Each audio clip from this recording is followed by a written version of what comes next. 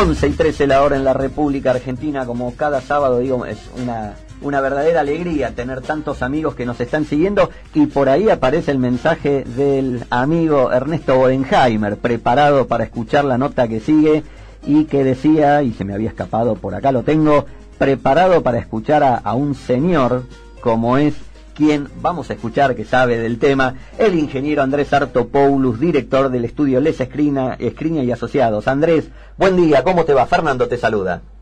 ¿Qué tal, Fernando? Buen día, ¿cómo estás? Bien, bueno, un gusto tenerte en los micrófonos. En los últimos casos habíamos tenido a otra gente del estudio, alguna vez a Sofía, también a Furcade. Bueno, volvemos a contar contigo para hablar de este tema, ¿no? Una semana donde un hecho nos hace volver a acordarnos de que existe la posibilidad de terremoto, un riesgo en principio excluido en la ley de seguros, excluido en pólizas, pero que tiene una cobertura y un adicional que muchas veces los colegas nos olvidamos de incluir. Sí, efectivamente, Argentina es un país sísmico, comparte, digamos, la cordillera con Chile, que sabemos que es más sísmico que la Argentina. Lo que pasa es que tenemos mucha menos frecuencia que en Chile, ¿no? Entonces a veces nos olvidamos. Pero hemos tenido siniestros y hemos tenido eventos de terremotos muy importantes, como los anteriores que hubo en San Juan en el año 77, el año 46 creo que fue, o 45, sí. Esta vez fue de intensidad 6,4, ¿no? Y en el año 77 fue 7,5, 7,6. Y uno parece que es menor la diferencia, pero hay que entender que la escala es logarítmica. O sea, la diferencia entre este terremoto, a pesar de que hay un punto de diferencia, es un terremoto 10 veces de intensidad, 10 veces inferior al terremoto del año 77, ¿no? Y bastante menor también al terremoto del año 44, que creo que fue de más o menos de esa intensidad. Entonces, en el año 44 hubo 10.000 muertos, ahora los daños no fueron tantos, pero Argentina es un país sísmico y puede haber terremotos importantes, mucho más importantes de que que tuvimos el lunes pasado, ¿no? Sí, nos contaban los colegas de San Juan respecto a esto, ¿no? De lo que fueron los anteriores, que mejoró y se perfeccionó mucho todo lo que tiene que ver con la construcción en esas provincias, ¿no? Con construcciones antisísmicas, y por eso en general los mayores daños son en viviendas por ahí de adobe o de construcción precaria. Sí, efectivamente, digamos, hay dos efectos. Uno es que el terremoto no fue de tanta intensidad, y otro es que las construcciones mejoraron mucho. Pero de todas maneras, los códigos de construcción lo que evitan es que las estructuras, digamos, aplasten a las personas.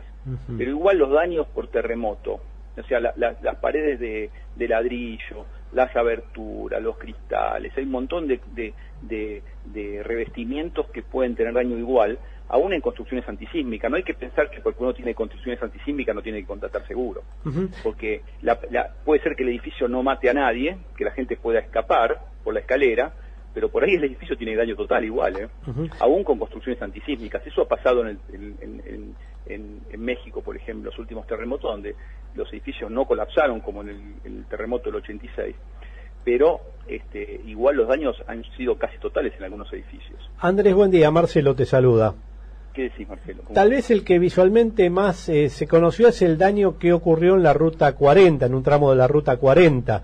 Y te quería preguntar, desde tu óptica, ¿cómo es, primero, cómo se construye una ruta que atraviesa una provincia sísmica?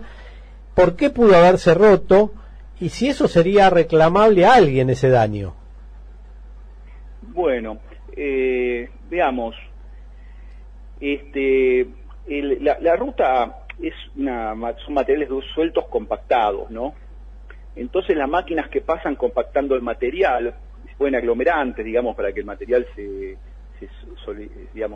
haga solidario uno con otro, y se van pasando la máquina, que son esos rodillos pesados que se llenan de agua, entonces van compactando el material. La máquina tiene 3 metros de ancho, entonces se hace primero una calzada y después se hace la otra calzada. Ahí, como la grieta que yo vi en la fotografía es longitudinal, justo en el medio de la ruta. A mí me da la sensación que al empezar a vibrar el piso, las dos calzadas vibraron en forma independiente, ¿no? y se abre la grieta esa que fue hasta 3 metros de profundidad, que es prácticamente la altura de todo el talud de la ruta, ¿no? Lo que hay que ver un poco si la ruta fue construida de acuerdo a lo que decían los pliegos del diseño. Si fue construida de acuerdo a los pliegos del diseño, no se puede reclamar, porque el terremoto está considerado un caso fortuito o fuerza mayor, ¿no? Un evento que no puede ser previsto, y aún previsto no podría ser evitado. Entonces, en general, cada uno tiene que soportar sus propios daños por terremoto. No es algo que uno pueda repetir contra otro tan fácil. Si vos sos el propietario de la ruta, en este caso Vialidad, y tengo la ruta hace 10 años, no es tan fácil repetir, porque la justicia lo considera un caso fortuito. Sin embargo, esto con el tiempo fue cambiando. O sea, hoy, qué sé yo, en el año 60, por ejemplo, hubo un terremoto en Valdivia, que fue el más importante que hubo en el mundo, en Chile, y prácticamente no hubo juicios de responsabilidad civil, porque en aquel momento se tenía muy claro el concepto de caso fortuito, fuerza mayor. Cada uno es un evento de naturaleza, cada uno tiene que bancarse los daños que tiene en su propiedad, digamos, a menos que lo tenga asegurado. Pero en el último terremoto del 2010 está lleno de juicios, porque la justicia fue cambiando. Ahora, si uno tiene una maceta en el balcón, en una zona que es sísmica, y se te cae y le pega en la cabeza a alguien, o sea, no podés decir que yo no puedo tener la culpa porque era caso fortuito, digamos, porque vos sabés que el lugar es sísmico, y cada vez, digamos, la responsabilidad civil también tiene funciones preventivas ahora, ¿no? Entonces, a mí me preocupa, por ejemplo, que en la Argentina todavía hay muchos seguros de responsabilidad civil, especialmente aquellos que están incorporados dentro de los seguros integrales de vivienda, o integrales de consorcio, o de comerciales, digamos, combinados de comercio, integral de comercio, que excluyen responsabilidad civil, por ejemplo, los seguros de responsabilidad civil. Si vos contratás una póliza de RC comprensiva, no excluye terremoto, ¿no? Pero si vos comprás una póliza en un paquete que es multirriesgo, que tiene RC, que tiene incendio, que tiene robo, una exclusión general para todos los riesgos a veces es terremoto, ¿no? Sí. Entonces no tenés ninguna cobertura. Andrés, sin embargo, hay cobertura. En el caso de la ruta, yo creo que si es una ruta que fue construida hace pocos años, se podría repetir contra el constructor posiblemente, porque posiblemente la aglomeración del material no fue la adecuada, ¿no? Andrés, volviendo al tema terremoto y a este en particular, sabemos que ustedes ya están trabajando con algunos casos que les han pasado y que mucha gente tal vez no visualiza, pensando que el terremoto es el derrumbe en un edificio y nada más, pero hay otros riesgos que se derivan y que tienen cobertura. Sí, yo tengo algunos casos que nos han pasado, pero también, digamos, he hablado con algunas compañías, y no son casos míos, pero me han comentado porque me han hecho consultas justamente por esto, y me dicen, mira, emití esta póliza y me están haciendo una denuncia, ¿qué te parece si está cubierto o no? Hablé con varias compañías, no son solo los casos que tengo yo, sino que tienen algunos colegas, y te puedo decir que cada una de las compañías que hablé por lo menos tiene 10 a 20 casos seguros, por lo menos. ¿Y qué tipo de casos son, Andrés? Entonces ahí calculo que por lo menos debe haber, no sé, entre 500, 1000 denuncias seguro debe haber. Hay mucho de comercio, mucha mercadería que se cayó de estanterías, mucha gente que tiene que hacer inclusive limpiezas, hay algunos hilorrazos que se han caído, he visto hilorrazos en oficinas, hilorrazos en comercios, en shoppings, todo no son daños estructurales, pero tienen que ver con daños en revestimientos, ahora digamos en industrias también, mercadería que se ha caído en estanterías, por ejemplo, una planta de fabricación de conservas que tenía pulpa de frutas en tambores de 200 litros que se cayeron al piso y se volcaron. Digamos, hay daños menores, porque te decía que no fue un terremoto tan importante como el del año 77 y el año 44, ¿no? Lo que sí es muy probable que los encuentre con cobertura casi todos esos daños, ¿no? Porque justamente al ser una zona sísmica se supone que la gente prevé que eso puede ocurrir. Sí, yo creo que ahí es un poco lo que decían ustedes en la introducción del programa. Digamos, los que fueron a través de los bancos, quién sabe tengan digamos algún problema, porque la página vende a todo el país igual, pero el que está asegurado con un productor de seguros de la zona, seguramente el productor a estas cosas le presta atención, porque se sabe que es una zona sísmica, ¿no? Andrés, Discúlpame, pero también hay que pensar, creo que esto nos invita a pensar fuera del cuadro, ¿no? En el sentido que el terremoto puede ocurrir en San Juan, pero no hay que descartar que una réplica pueda ocasionar daños, y vos nos mencionabas fuera del aire un caso ocurrido años atrás en Bragado. O sea, ¿cómo se entrelaza un siniestro en San Juan con un daño que se puede producir, por ejemplo, en la provincia de Buenos Aires? Bueno, digamos, las longitudes de onda, digamos, se sintieron en Buenos Aires, y a veces hay construcciones en Buenos Aires que no son antisísmicas. Digamos, por ejemplo, en Bragado había un tanque de año 77, que fue el terremoto de Caucete.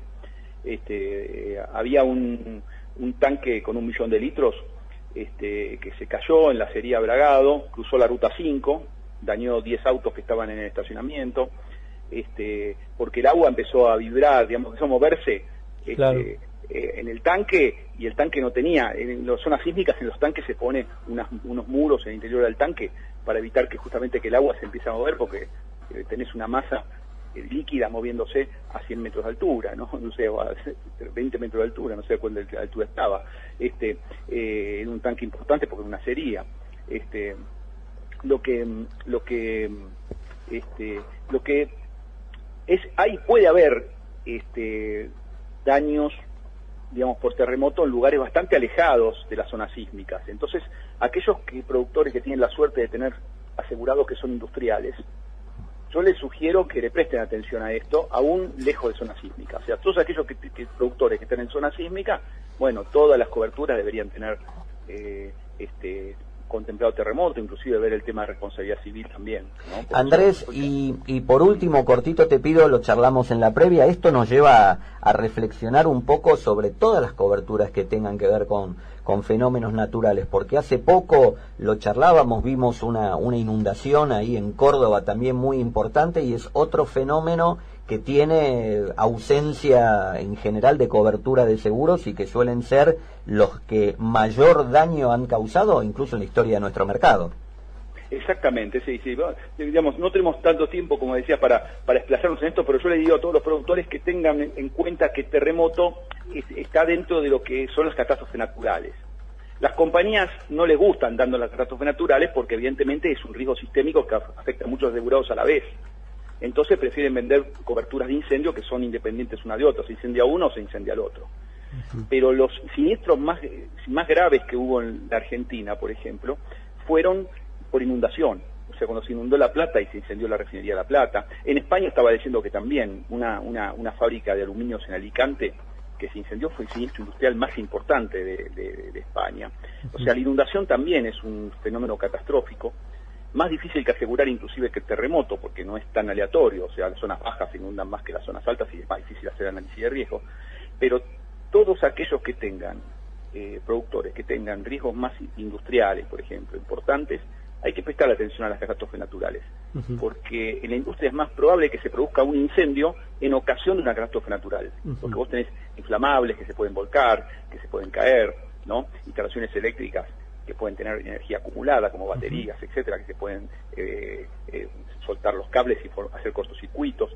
Entonces, puede haber incendios en ocasión de catástrofes naturales. Y si la póliza excluye catástrofes naturales, se invierte la fuerza de la prueba y es el propio asegurado el que tiene que demostrar que igual hubiera tenido el incendio de no haber existido la catástrofe, lo cual es bastante difícil, ¿no? Andrés, entonces, perdón, sí, termina. No, entonces es un tema para todos los productores.